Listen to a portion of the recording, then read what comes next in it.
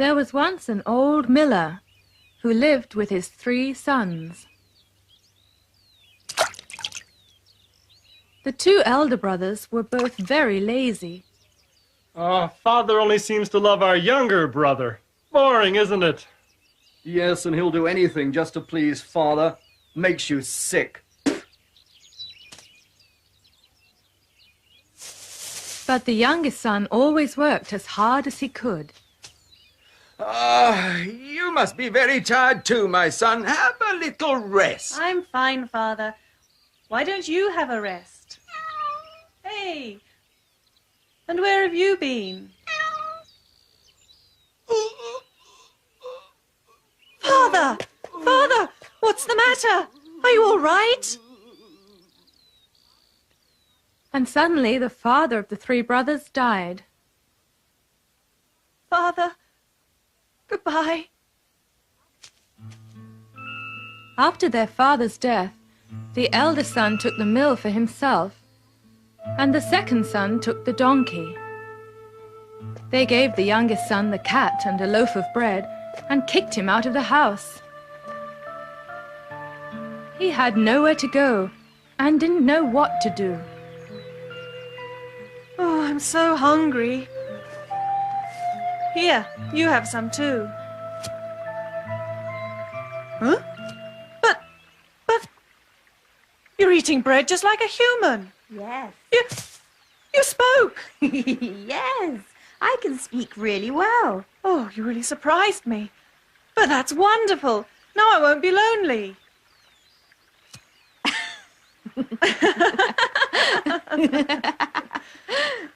But anyway, what are we going to do? Oh, don't worry. Huh? Just you leave everything to me. You've been very nice to me, so now it's time to pay you back. But how? Well, please lend me your bag and your boots. Huh? And your handkerchief as well.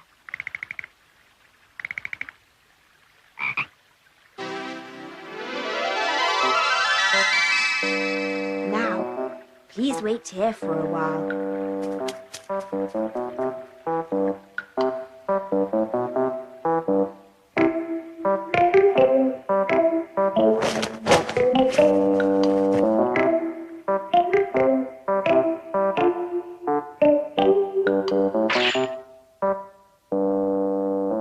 And Puss in Boots took the rabbit to the king's castle. What's that? A retainer of the Marquis of Carabas? Your Majesty. What does he want? A present from my master for the king and the princess. Oh, what a splendid rabbit! Yes, it's lovely. The king was delighted and gave Puss in Boots a big reward.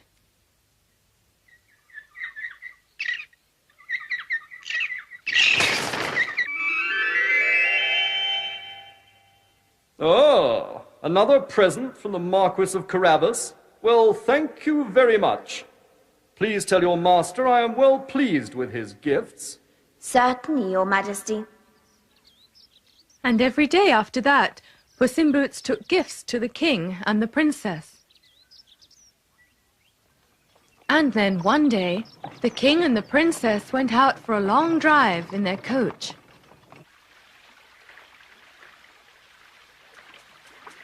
Come on, quickly. What? Get your clothes off and jump in the river. Quickly, quickly, there isn't much time. Now, wave your arms about, all right? Splash around a bit.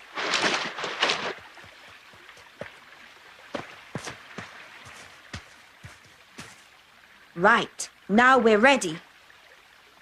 Help, help, stop! Whoa! What's going on? Oh, Your Majesty, please help. My master is drowning. What? The Marquis of Carabas? Quick, go and help him. Yes, Your Majesty. This way.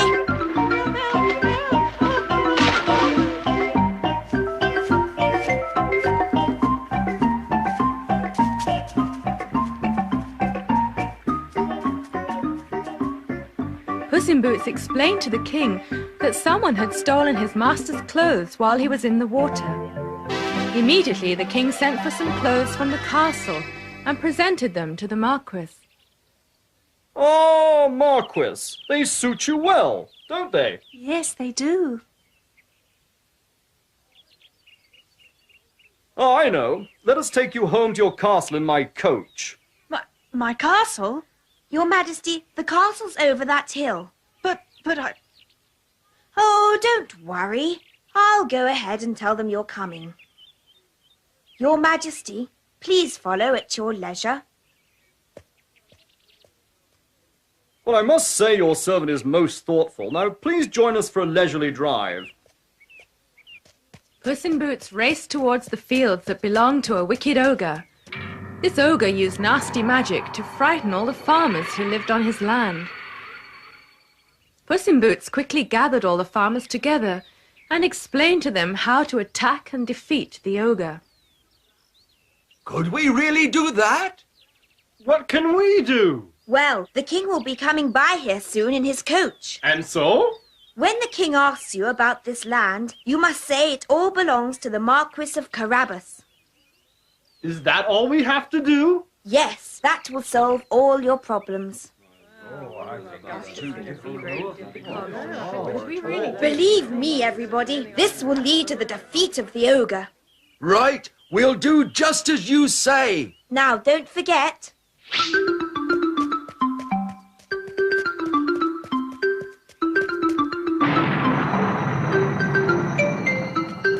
Ah, so that's the ogre's castle. Right. I say, who do these fields belong to? They belong to the Marquis of Carabas, Your Majesty. The king was very surprised to hear that so much land belonged to the Marquis. Oh, quite extraordinary. Marquis, you have a terrific amount of land. Yes, yes. Well, no need to be embarrassed. It's splendid. Yes, Your Majesty.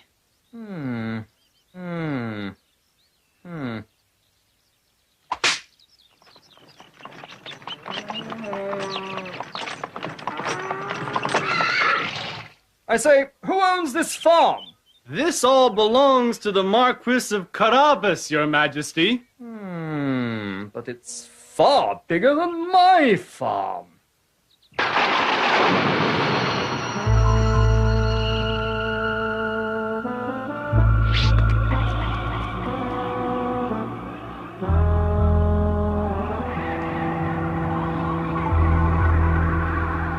Oh, and who might you be?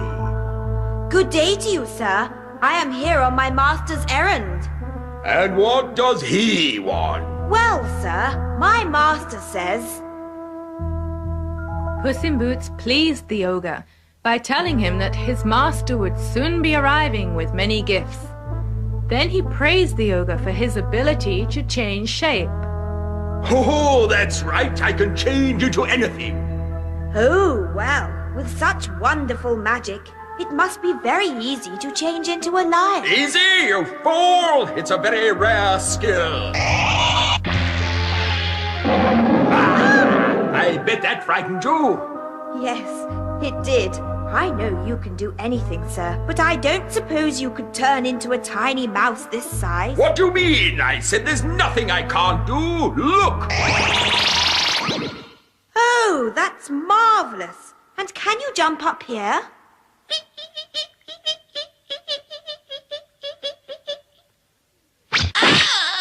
Puss in Boots quickly ate up the mouse, and that was the end of the ogre.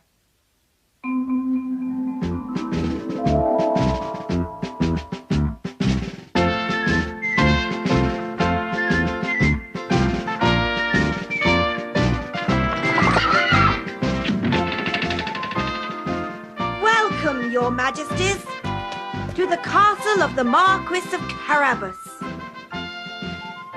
Oh, what a magnificent castle.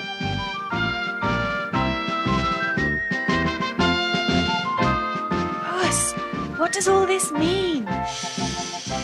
I'll tell you later. But as from now, you're the Marquis of Carabas. And so, by skillfully defeating the ogre, Puss in Boots presented his master with a castle. And the king remained convinced that he really was the Marquis of Carabas. Well, Marquis, I think you should marry my daughter.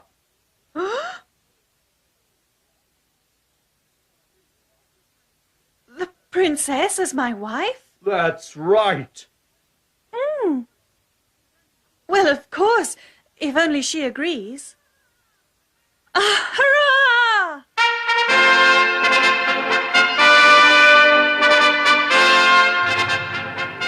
And so the princess and the Marquis of Carabas were married.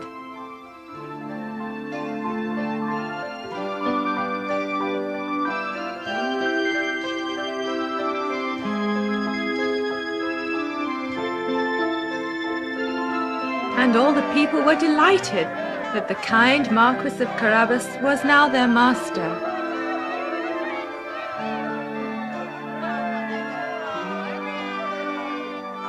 Puss in Boots became a great lord, and ever afterwards the Marquis of Carabas took great care of him.